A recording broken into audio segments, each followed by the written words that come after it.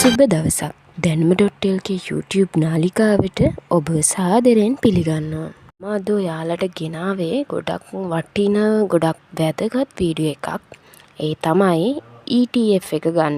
ඒ කියන්නේ එහෙම නැත්නම් 100% එහෙමත් නැත්නම් සේවා නියුක්තිකයාගේ බාරකාර අරමුදල ගන්නෙ කොහොමද කියන එක ගැන කියලා දෙන්න. මොනවද ඕන ලියකියවිලි, ඒ වගේම ඒක ගන්නෙ කොහොමද, මේ හැම දෙයක් ගැනම මම ඔයාලට අද කියලා දෙනවා. ඒ නිසා වීඩියෝ එක ස්කිප් නොකර දිගටම බලන්න. අනිත් දේ තමයි ඔයා මාව subscribe කරලා නැත්නම් දැන්ම subscribe කරලා bell icon එක click කරගන්න. මම තවත් මේ වගේම වීඩියෝ එකක් දාපු ගමන් ඔයාලට notification එකක් ගෙන්න ගන්න පුළුවන්. හරි. අපි යමු අද වීඩියෝ එකට. මේ ETF එක ගන්න පුළුවන් වෙන්නේ ඉස්සරලාම ඔයාට ළඟම තියෙන කම්කරු කාර්යාලයට යන්න. කම්කරු කාර්යාලය නැත්තම් නාරාහෙම්පිට තියෙන ප්‍රධාන කාර්යාලයට හරි ගිහිල්ලා ඔයාගේ 100% ශේෂය කොච්චර මුදලක් තියනවද කියලා එතනින් දැනගන්න පුළුවන්. ඔයා ශේෂය බලන්න එතෙන්ට ගියාට පස්සේ ඔයාට ඇප්ලිකේෂන් එකක් එතනින් ගන්නත් පුළුවන්. එහෙමත් නැත්නම් ඔන්ලයින් ගන්න ඕන වෙබ්සයිට් එක මම ඩිස්ක්‍රිප්ෂන් එකේ දාලා තියන්නම්. ඔයාලට ඒකෙන් ගන්න පුළුවන්. ඉස්සරලාම ඔයා මේ ප්‍රතිලාභ අයදුම් පත්‍රය කියන ෆෝම් එක අරගෙන ඒකේ තියෙනවා සමාජිකයා විසින් සම්පූර්ණ කළ යුතුයි කියලා කොටසක්. ඒක ඔයාගේ ඩෙන්ටිටියේ තියෙන විදිහට අකුරක්වත් වරද්දන්න නැතුව සම්පූර්ණ කරන්න ඕන. හරි. මේකේ පස්වෙනියට තියෙනවා ප්‍රතිලාභ අයදුම් කරනු ලබන ආයතනය පිළිබඳ විස්තර පහත කොටුවේ පැහැදිලිව සඳහන් කරන්න කියලා. ඒකේ පළවෙනියට තියෙන්නේ සේවය ආරම්භ වූ දිනය. සේවය අවසන් වූ දිනය, ඊට පස්සේ ආයතනයේ නම, ඊට පස්සේ සේවා යෝජක අංකය, සමාජික අංකය, ඊට පස්සේ අවසන් වරට දරන ලද තනතුර. මෙන්න මේ කියන කොටසේ ඔයාලට ප්‍රශ්නයක් ඇති සේවා යෝජක අංකයයි සමාජික අංකයයි කියන්නේ මොකක්ද කියලා. මම ඒක පැහැදිලි කරලා දෙන්නම්. සමාජික අංකය කියන්නේ ඔයාට ඔයාගේ ආයතනයේ මගින් සේවය ආරම්භ කරපු දවසේ ඔයාට දෙනවා EPF නම්බර් එකක්. අන්න ඒක තමයි සමාජික අංකය කියලා කියන්නේ. ඊට පස්සේ සේවා යෝජක අංකය කියන්නේ ඔයාගේ ආයතනය කම්කරු කාර්යාලයේ රෙජිස්ටර් වෙලා තියෙන අංකයක් තියෙනවා. ඒක තමයි මෙතෙන්ට එන්න ඕන. උදාහරණයක් විදිහට P1342 අනිවාර්යයෙන්ම සේවා යෝජක අංකයක් දානකොට ඉංග්‍රීසි හෝඩියේ අකුරක් එතෙන්ට ඇතුළත් වෙනවා. සමාජික අංකයට එහෙම නැහැ. නිකම්ම ඉලක්කම් වලින් තමයි සමාජික අංකය යන්නේ. ඊට පස්සේ ඔයා මේ සේවා යෝජක අංකය දන්නේ නැත්නම් ඔයා වැඩ කරපු ආයතනයෙන් අයින් වෙද්දි B කාඩ් එකක් ගත්තනම් අන්නේ B කාඩ් එකේ තියෙනවා සේවා යෝජකයාගේ අංකය කියලා. අන්න ඒ අංකය තමයි මෙතෙන්ට දාන්න ඕන. එහෙම දන්නේ නැත්නම් මේ ෆෝම් එක අරන් ගිහින් ඔයා අදාළ ආයතනයට දීපුවාම ඒ අය නිලධාරීන් ඉන්න කට්ටිය ඔයාගේ මේ සම්පූර්ණම මේක චෙක් කරලා බලනවා. චෙක් කරලා බලනකොට මෙතන හිස්තැනක් තියෙනවා නම් ඒ හිස්තැන එයාලා ආයතනයේ විසින් පුරවනවා. අනිත් එක තමයි මේකේ කිසිම තැනක අකුරක්වත් වරද්දන්න එපා. ඉරකින්වත් කපන්න නැතුව තමයි මේ ෆෝම් එක හරියටම පුරවන්න ඕන. 6 වෙනියට තියෙන්නේ සේවය අවසන් කිරීමට හේතුව. ඒක ඔයාලට හේතුව එතන ලියන්න. ඊට පස්සේ 7 වෙනියට තියෙනවා මෙම සේවා ස්ථානයේ සේවය කිරීමෙන් පසු දැනට සේවයේ යෙදී සිටී නම් මෙම ආයතනයේ නම, සේවා යෝජක අංකය, සමාජික අංකය දාන්න කියලා. ඒ කියන්නේ ඔයා මේ ෆෝම් එක පුරවන ආයතනයට පස්සේ මොකක් හරි ආයතනයක වැඩ කරනවා නම් අන්න ඒ ආයතනයේ නම, සේවා යෝජකයාගේ අංකය, සමාජික අංකය දාලා ඒ කොටස පුරවන්න ඕන. ඊට පස්සේ 8 වෙනියට තියෙනවා සමාජිකයාගේ පියාගේ සම්පූර්ණ නම. ඔයාගේ තාත්තගේ සම්පූර්ණ නම මෙතන වාසකම දිග ඇරලා ලියන්න ඕන. උදාහරණයක් විදිහට රත්නායක මුදියන්සේලාගේ ටිකිරි බණ්ඩා. අන්න ඒ වගේ M දාන්නේ නැතුව දිග ඇරලා එතන ලියන්න ඕන. ඊළඟට 9 වෙනියට තියෙනවා විවාහක අවිවාහක බව. එතන විවාහක අවිවාහක බව දාලා පල්ලෙහා ඔයාලට දීලා තියෙනවා කාලාත්‍රයාගේ නම.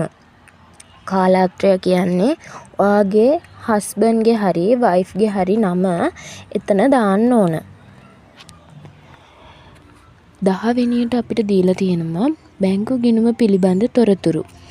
ඒ කියන්නේ බැංකු පොතෙහි සඳහන් විදිහටම මේ ටික පුරවන්න ඕන. පළවෙනි කොටුවේ දීලා තියෙනවා බැංකුවේ නම, බැංකු ශාඛාව, ගිණුම් අංකය, ගිණුම් වර්ගය.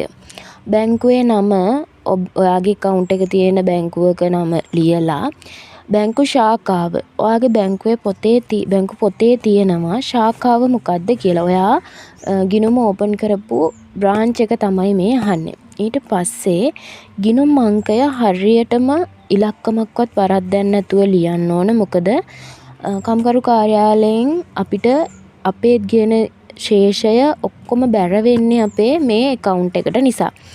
ඊට පස්සේ අනන්‍යතාවය තහවුරු කරගන්න පුද්ගලයන් ලියාපදිංචි කිරීමේ දෙපාර්තමේන්තුවේ පද්ධතිය හරහා ජාතික හැඳුනුම්පත් අංකය පරීක්ෂා කිරීමට එකඟ වෙමි කියලා කොටසක් තියෙනවා. අපි ඒකට හරියක් දාන්න ඕන. ඊට පස්සේ තියෙනවා ඉහත දැක්වූ තොරතුරු සත්‍ය හා නිවැරදි බව මම මෙයින් ප්‍රකාශ කරමි.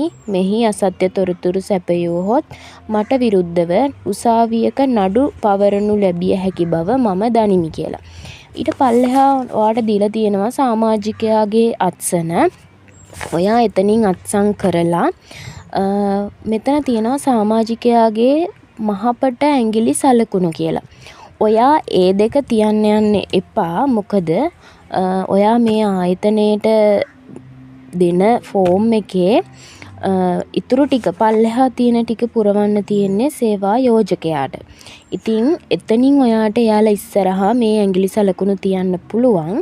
ඒ නිසා ඔයා ඇඟිලි සලකුණු තියන්නේ නැතුව අත්සන විතරක් දාලා ෆෝම් එක අරන් යන්න ඕන අදාළ ආයතනයට. හරි, පල්ලෙහා ඔයාට බලන්න පුළුවන් දෙවෙනි පිටුවේම පල්ලෙහා තියෙනවා අවසාන සේවා යෝජකයා විසින් සම්පූර්ණ කළ යුතුයි කියලා. හැබැයි ඔයාට ඔයා වැඩ කරලා තියෙන හැම ආයතනයකටම එක මේ ෆෝම් එක ගානේ පුරවන්න ඕන. මොකද ආයතනයේ විසින් පුරවන්න තියෙන කොටසේ ගිණුම් ප්‍රකාශ දාන්න තියෙනවා. ඒ නිසා ඔයා ආයතන 10ක වැඩ කරත් ඒ හැම ආයතනයකටම මේ එක ෆෝම් එක ගානේ අනිවාර්යෙන් එක ආයතනයකට එක බැගින් තියෙන්නම ඕනේ. අනිත් දේ තමයි ඔයා මේ ෆෝම් එක පුරවලා එහෙට බාර දුන්නාට පස්සේ එයාලා කියයි දවස් 2කින් එන්න 3කින් එන්න අපි තැපැල් කරලා එවන්නම්. අන්න ඒ වගේ දේවල් කියයි. හැබැයි අපි පුළුවන් තරම් ඉක්මනට මේ ෆෝම් එක ගන්න පුළුවන් විදිහට එක්ක එයාලගේ නම්බර් එකක් හරි අරගෙන අපි කතා බහ කරලා හරි ඉක්මනින් ගෙන්න ගන්න පුළුවන් විදියක් අපි බලන්න ඕන. මොකද උදාහරණයක් විදිහට දැන් ෆැක්ටරි 10ක ආයතන 10ක ඔයාගේ මේ ෆෝම් 10ක් නම් අනිවාර්යෙන් මේ 10ම එකට තමයි කම්කරු කාර්යාලයට බාර දෙන්න ඕන.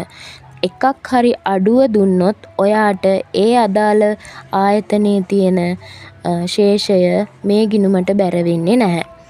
ඒ නිසා අනිවාර්යයෙන්ම ආයතන සියල්ලගේම ඔක්කොගෙම තියෙන ෆෝම් ටික එකට ගන්න ඕන.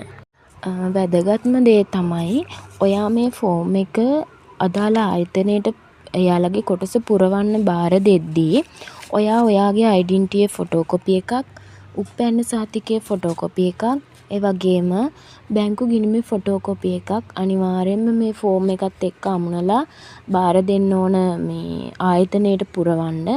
එයාලා ඔයාගේ උපැන්නේ ඩෙන්ටිටි කොපිය බැංකු ගිණුම සනාථ කරලා එයාලගේ සීල් එක තියලා මැනේජ්මන්ට් එකෙන් අස්සම් කරලා දෙනවා.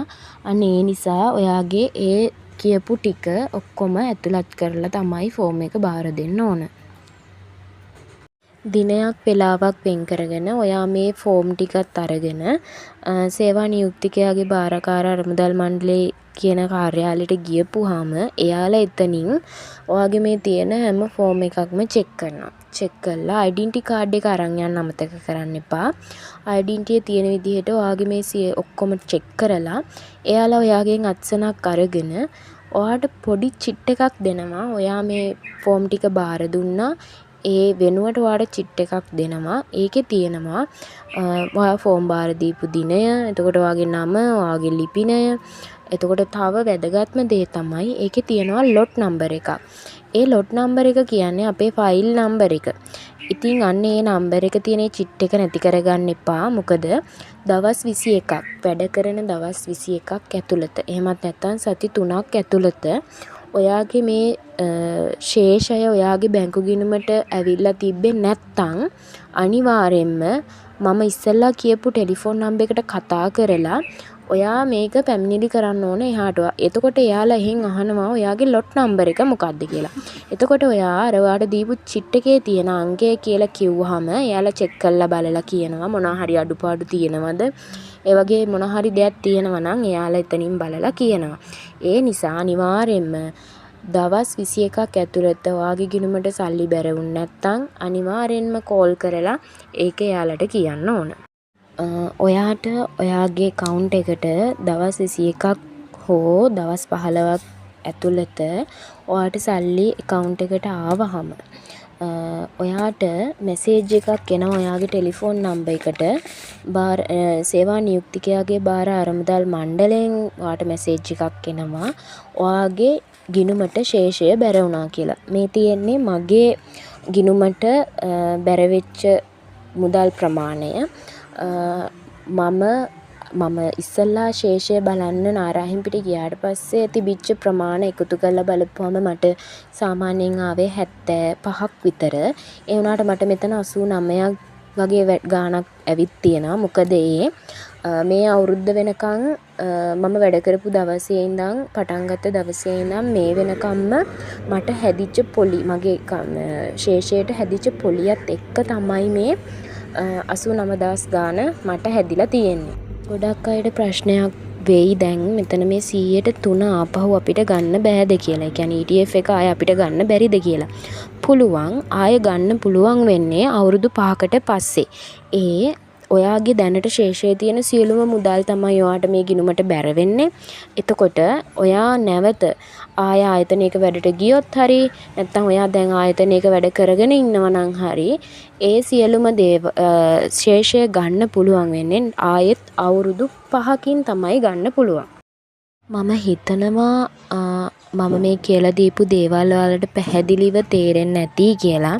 පැහැදිලි තැනක් තියෙනවා නම් කමෙන්ට් සෙක්ෂන් එකේ දාන්න. මම අනිවාර්යෙන් ඔයාලට ඒකට උත්තර දෙන්නම්. ඉතින් අද වීඩියෝ එක මෙතනින් ඉවර කරන්න තමයි හදන්නේ. තව දෙයක් ඉස්සරහට මම කරන්න ඉන්න වීඩියෝ එක තමයි EPF එක. එහෙම නැත්නම් සේවක අර්ථසාධක අරමුදල ගන්නේ කොහොමද? එතකොට ඒකට අවශ්‍ය ලියකියවිලි මොනවද? ගන්න වයස් සීමාව කොහොමද? ඒ වගේම EPF එක ඇපේට තියලා ලෝන් එකක් ගන්නේ කොහොමද කියන කරුණු කාරණා ගැන තමයි මම ඉස්සරහට වීඩියෝ එක කරන්නේ. ඔයාලා තාම මාව subscribe කරලා නැත්නම් දැන්ම මාව subscribe කරලා තියාගන්න. මොකද මම වීඩියෝ එකක් දාපු ගමන් ඔයාලට notification එකක් ගෙන්න ගන්න පුළුවන්. ඉතින් danuma.lk YouTube නාලිකාවත් එක්ක සම්බන්ධ වෙලා ඉන්න ඔයාලා සියලු දෙනාටම සුබ දවසක්.